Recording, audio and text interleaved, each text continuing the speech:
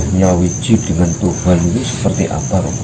Orang yang sudah nyawiji dengan Tuhan ini, jika kita melihat orang tersebut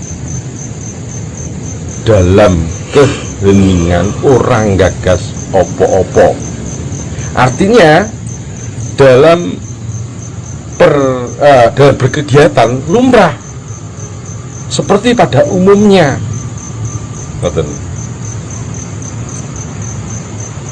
Tapi ketika sudah maneges, maka hilang watak orang tersebut. Dia seolah seperti tonggak atau batu yang tidak bergerak, walaupun ada angin, walaupun ada gempa. Contoh Mbah Marijan.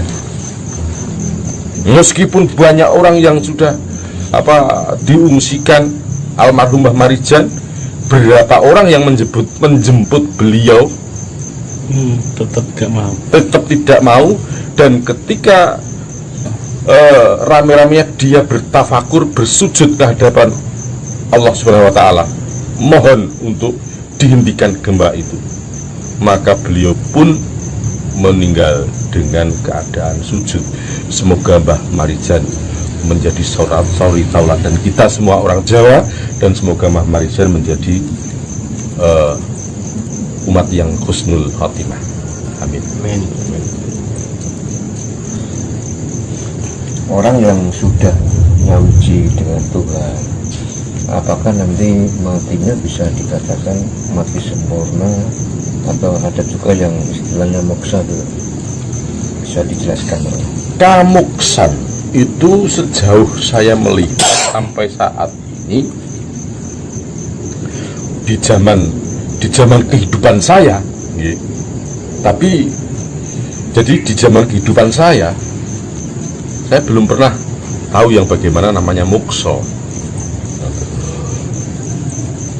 Tapi eyang-eyang atau bapak saya pernah bercerita bahwasanya buyut saya, si Joyo Sumarto, itu meninggalnya tanpa bekas. Jadi dalam sentong yang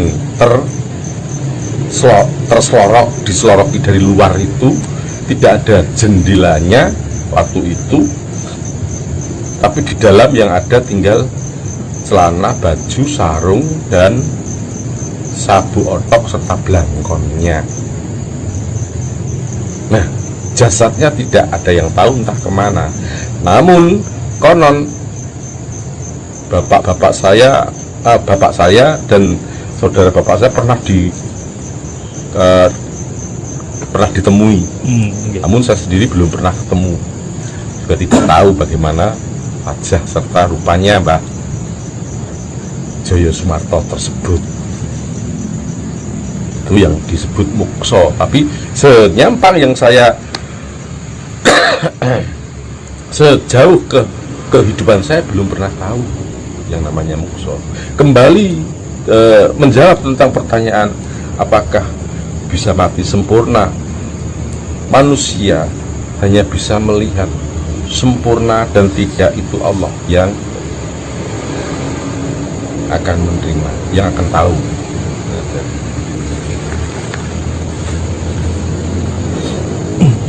Terkait dengan muksa tadi, Romo, apakah setiap manusia itu bisa mati muksa? Setiap manusia bisa, dengan catatan mereka juga berlaku bersih. Dalam artian bersih, jangankan dengan sesama manusia, dengan makhluk lain tidak pernah menyakiti. Misalkan dicokot lemut atau digigit nyamuk, ya ora ditablek. Ono semut barisan ya nyimpang, ngidek suket wae gagedan le njaluk sepuro lah, seperti itu. Kan mungkin penjenengan juga pernah tahu bahwasanya Orang dulu itu ada yang akan menyabit rumput, istilahnya ngarit, itu berdoa dulu. Nyuwun njaluk sepuro karo si suket mau. Kowe tak babat kanggo pakane Raja Kaya. Ora tak nyonya, kowe pancen kodramu dadi pakane Raja Kaya. Niki terkait dengan pindahnya ibu kota ke Kalimantan, Romo. Jika dilihat dari sisi spiritual, kedepannya setelah dipindah ke Kalimantan itu akan semakin baik ataukah sebaliknya? Mas, kalau saya optimis akan semakin baik. Secara logika, ibu kota Jakarta itu sudah penuh, penduduknya sudah padat. Tidak mungkin pemerintah harus mengurai penduduk untuk dipulangkan ke tempat asalnya. Dan ekonomi Jakarta sudah berjalan. Bagus. Roda ekonomi di Jakarta sudah bagus. Nah, lantas perpindahan ibu kota ke Kalimantan, maka saya optimis bagus karena baik. Kenapa? Memang saat sekarang masih dalam kondisi sepi, jarang penduduk, namun yang namanya kota pusat pemerintahan nantinya akan datang para urban mencari kehidupan yang baru di sana, yang makin lama juga akan menyamai dengan ibu kota.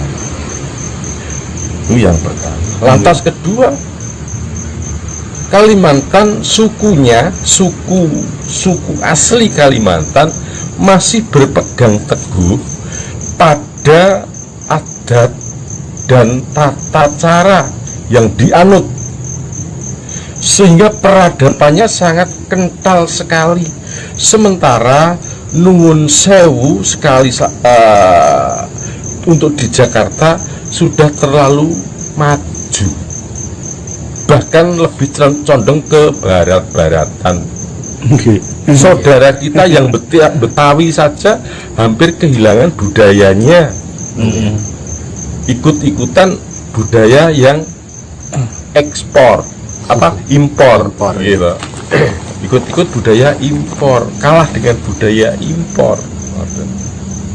Meskipun yang saudara kita di dalam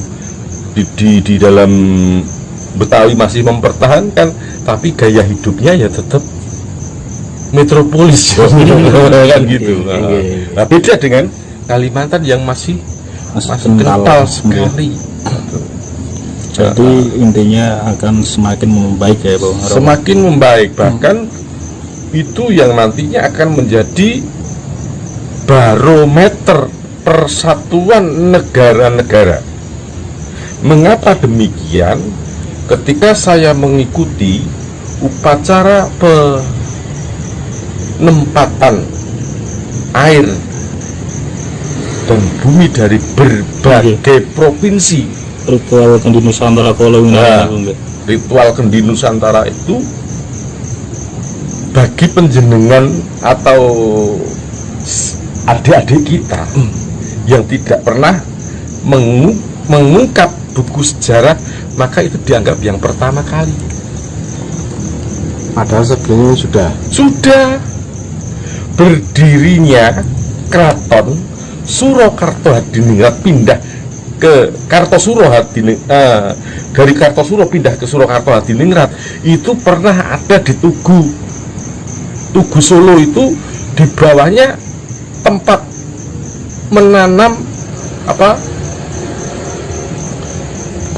tanah dari berbagai bupati Patmonconegoro pada masa itu, dan alhamdulillah Solo bisa berjaya hingga sampai detik detik ini Kasunanan Surakarta Diningrat gitu. Berarti dulu pernah dilakukan seperti itu. Betul. Ya? Termasuk ketika Sumpah Palapa-Patih Gajah Mada juga pernah melakukan hal yang sama. Ngoten. Jadi yang dilakukan oleh pemimpin kita, pemimpin negara kita, Pak Jokowi itu, kalau saya boleh ngomong, ya mengedak laku, artinya meniru perjalanan pendahulunya. Lho pancen wong Jawa, Mas. Wong Jawa.